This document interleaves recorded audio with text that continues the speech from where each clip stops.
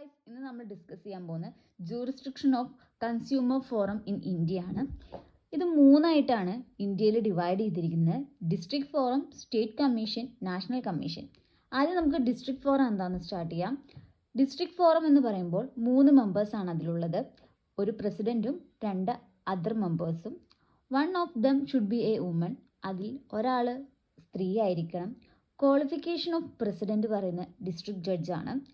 Qualification of other members എന്ന് പറയുമ്പോൾ minimum 10 year experience in the field of law, economic and commerce. Minimum age പറയുന്നത് അവരുടെ 35 20 ലക്ഷത്തിൽ താഴെ ആയിരിക്കണം അവരുടെ ഗുഡ്സിൻ്റെയും സർവീസിൻ്റെയും അവർക്ക് കിട്ടാനുള്ള കോമ്പൻസേഷൻ്റെയും വില.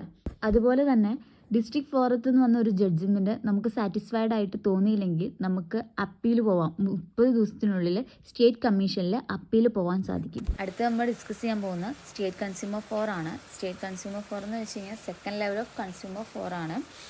ഇതിനകത്ത് പ്രസിഡൻറ്റും 2 മെമ്പേഴ്സുമാണ് ഉള്ളത്. പ്രസിഡൻ്റ് എന്ന് പറഞ്ഞു കഴിഞ്ഞാൽ അയാളുടെ ക്വാളിഫിക്കേഷൻ ഹൈക്കോടതി ജഡ്ജ് ആയിരിക്കണം. പിന്നെയെന്ന് വെച്ച് കഴിഞ്ഞാൽ അതിനകത്ത് 2 മെമ്പേഴ്സാണുള്ളത്. അതിലൊന്ന് സ്ത്രീ ആയിരിക്കണം എന്നാണ് പറയുന്നത്.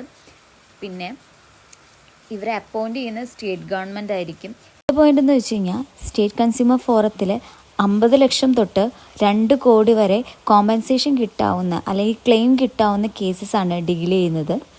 അടുത്ത പോയിൻ്റ്, സ്റ്റേറ്റ് കൺസ്യൂമർ ഫോറത്തിൽ നിന്ന് വന്ന ഒരു ജഡ്ജ്മെൻറ്റ് സാറ്റിസ്ഫൈഡ് ആയിട്ട് തോന്നിയില്ലെങ്കിൽ നമുക്ക് നാഷണൽ കൺസ്യൂമർ ഫോറത്തിലേക്ക് അപ്പീൽ കൊടുക്കാവുന്നതാണ് 30 ദിവസത്തിനുള്ളിൽ. അടുത്ത് നമ്മൾ ഡിസ്കസ് ചെയ്യാൻ പോകുന്ന നാഷണൽ കൺസ്യൂമർ ഫോറാണ്. നാഷണൽ കൺസ്യൂമർ ഫോറം എന്ന് പറയുമ്പോൾ അപ്പെക്സ് കോർട്ട് ഓഫ് കൺസ്യൂമർ എന്നാണ് പറയുക. അതുപോലെ തന്നെ ഇതിനകത്ത് ഒരു പ്രസിഡൻറ്റും 4 മെമ്പേഴ്സുമാണ് ഉള്ളത്. പ്രസിഡൻ്റ് എന്ന് പറയുമ്പോൾ ഇന്ത്യയിലെ സുപ്രീം കോടതി ജഡ്ജ് ആയിരിക്കണം.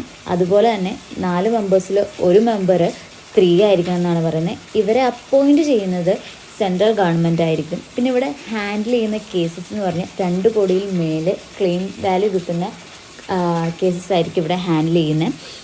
നെക്സ്റ്റ് പോയിൻ്റ് എന്ന് പറഞ്ഞു കഴിഞ്ഞാൽ നാഷണൽ കൺസ്യൂമർ ഫോറത്തിൽ നിന്ന് വന്ന ഒരു ജഡ്ജ്മെൻറ്റ് നമുക്ക് സാറ്റിസ്ഫൈഡ് ആയിട്ട് തോന്നിയില്ലെങ്കിൽ 30 ദിവസത്തിനുള്ളിൽ സുപ്രീം കോർട്ടിലേക്ക് അപ്പീൽ കൊടുക്കാമെന്നാണ് പറയുന്നത്. അതുപോലെ തന്നെ നാഷണൽ കൺസ്യൂമർ ഫോറം സിറ്റുവേറ്റ് ചെയ്യുന്നത് ന്യൂഡൽഹിയിലാണ്. ഈ 3 കൺസ്യൂമർ ഫോറാണ് നമ്മുടെ ഇന്ത്യയിലുള്ളത്. ഇത് നിങ്ങൾക്ക് മനസ്സിലായെന്ന് കരുതുന്നു.